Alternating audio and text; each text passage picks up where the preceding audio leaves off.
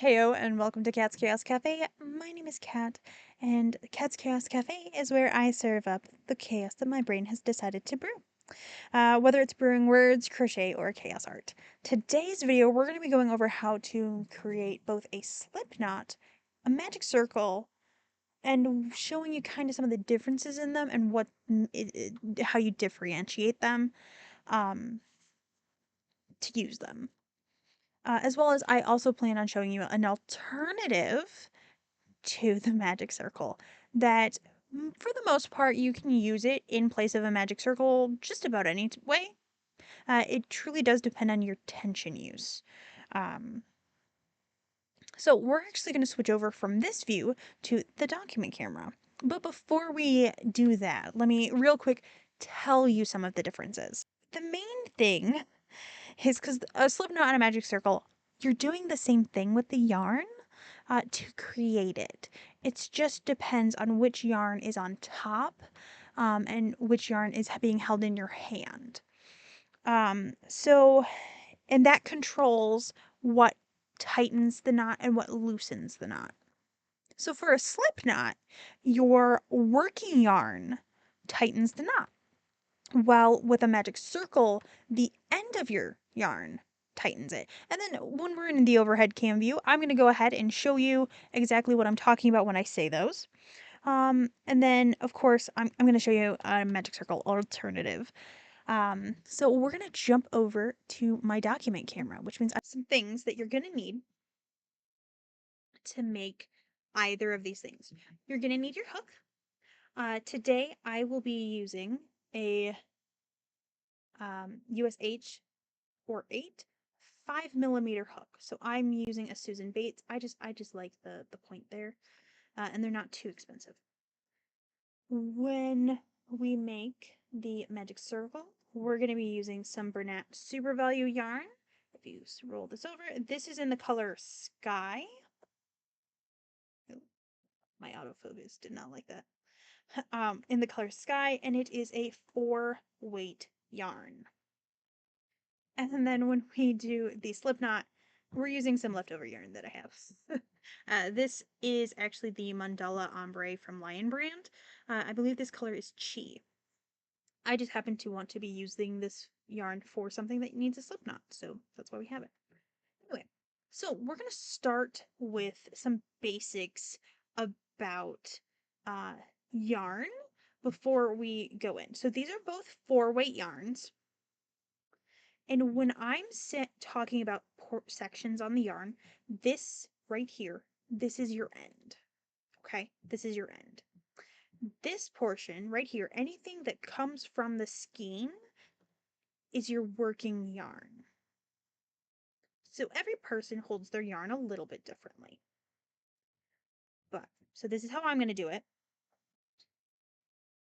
So end and working yarn. I'll go over that again when we do the magic circle.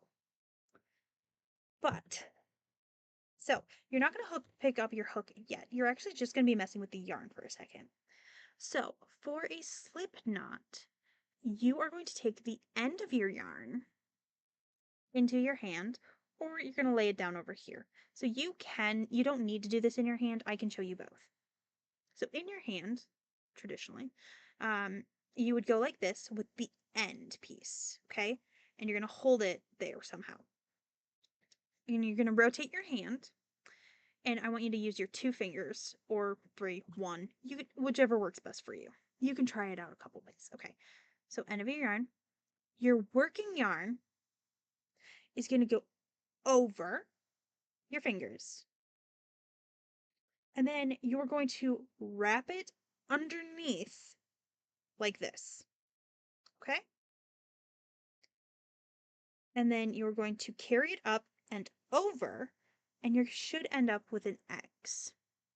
Now you're going to have to hold this yarn some way, so you can hold it with that finger and it can be a really tight X, or you can do it like this. Okay? So I'm going to show it to you like this. So the end of your yarn should be way over here, and you should have carried your working yarn up and over, carried it underneath your hand, so you should have a strip there, over. So this is working yarn, okay? You can have this tight, you can have this a little looser. It depends on how you need it. Now, this next step, you can use your hook or you can just pinch. I prefer the pinch method, personally. It's just easier for me that way, but I will show you with the hook and with the pinch method. So you'll pick up your hook and you're going to take your hook and you are going to insert it underneath your yarn. Okay? So I'm going to repeat that. You're going to take your hook and you're going to insert it underneath your yarn. You're not messing with the yarn under your hand at all. Just these two. Okay? I say that because I had my niece read over my directions to see if she could do it. And then you're going to take this upper yarn and you're going to bring it underneath. Okay? I'll show you that again. Insert your hook underneath both of these, and you're going to take this yarn and you're going to bring it underneath. You can do a twist here if you need to. Doesn't matter. And you can bring it underneath. And then you're going to remove your fingers, and it'll look kind of like this, and pull it tight. Pull it taut. You're going to yoink the yarn, essentially. And then you're going to go ahead and tighten it. And then you can go ahead and start chaining. But I want to show you real quick. So your end is here and your working yarn is here. If you hold your end, you can lengthen the yarn because what controls the size of your loop is your working yarn with a slip knot. Okay? I'm going to go through this again, but instead of using the hook, I'm going to use the pinch method. Okay? So I'm going to undo that.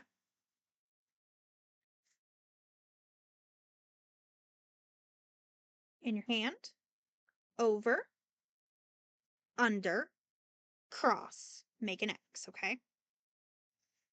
You're making your X. And then you're going to reach under. Okay? Loop through. So I just tucked my finger in there. Go like this. And you have a slip knot. And again, just to make sure you did a slip knot and not a magic circle, grab onto your end and pull your yarn. And you'll see that your working yarn is what's moving and not your end yarn. Okay? And then you can just lightly hold it here and then you can tighten it back up. And then you just stick your hook in, grab your working yarn, and you start chaining. Okay. Wait, I was going to show you how you can do this without using your fingers. So you can lay it down like this, okay? Keep this yarn over here. Go like this. Wrap your yarn like this, okay? You still want that X on here, okay? Lift this up a little bit, and you're going to reach with your hook underneath here. Pull it. So hold it here. And you can do it that way. So you don't have to have it in your hand. It's just sometimes the visual for it in your hand is very helpful. And then again, just double check that it's actually a slip knot. So I'll run through doing it that way for you again. End of yarn here. You're going to have your yarn loop, and it's going to go around this way. So you're essentially going to make like a funky six, if you will. Okay, so it should look like this.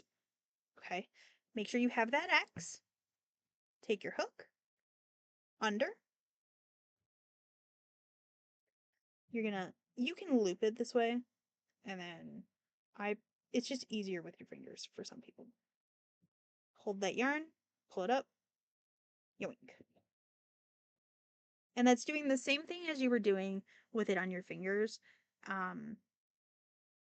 as you were flat. So slip knot, set that over there. And now we're going to grab the magic circle. So I'm just using the yarn, holding it in a different direction. So again, end of your yarn, working yarn. Everything connected to the skein, that's your working yarn. So for a magic circle, it's essentially the same thing, except you're holding the working yarn in your hand, or your working yarn is on the bottom. Okay? So working yarn in your hand, and you're going to go up, over, bring your yarn under. I'm going to want to extend this a little bit. So I'm going to just pull it a little bit. So it's under, and then you're going to go up across, and you'll have the X. Okay? Just like with the other one. Hook under, grab your yarn, pull it on over, and pull it through. But now watch. Your working yarn is doing nothing. Your end yarn is now tightening. And then, so you'll keep your hook in the noose to chain, go like this. It's going to get funky for a second, okay?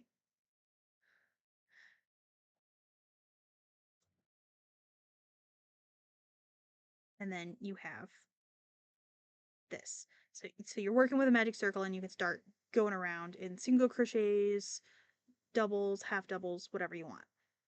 I'm going to show you that to you again, but this time I'll show you loose. Working yarn down here, want to hold that. You're going to take your end yarn and you're going to make your little loop. Okay? You want to have this cross. Okay? Hook through and under. Okay? Pull it through. It's a little hard. I'm trying to keep it as flat as I can. And then you're going to go like this. Okay? And then your end piece is the piece moving, not. Okay. So the knot, this piece goes in and out, this piece does not. And when you look at it, so if you look at how it slides, you can see it's a little bit different.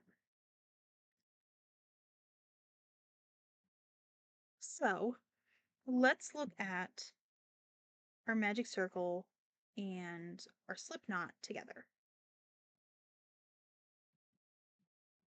They look exactly the same.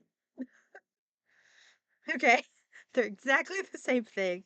It just depends on which yarn is on top when you pull it through. But if I hold the knot still, this is not moving when I pull the end, okay? When I pull the working end, the knot, the loop tightens. Whereas the opposite on the magic circle, not doing anything, pulling the end, tightens it.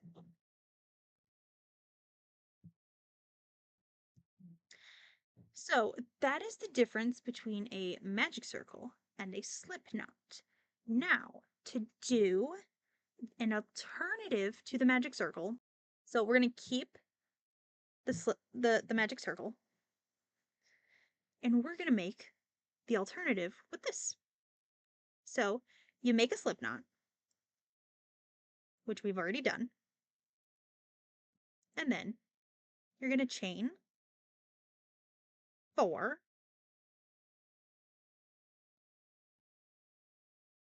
okay?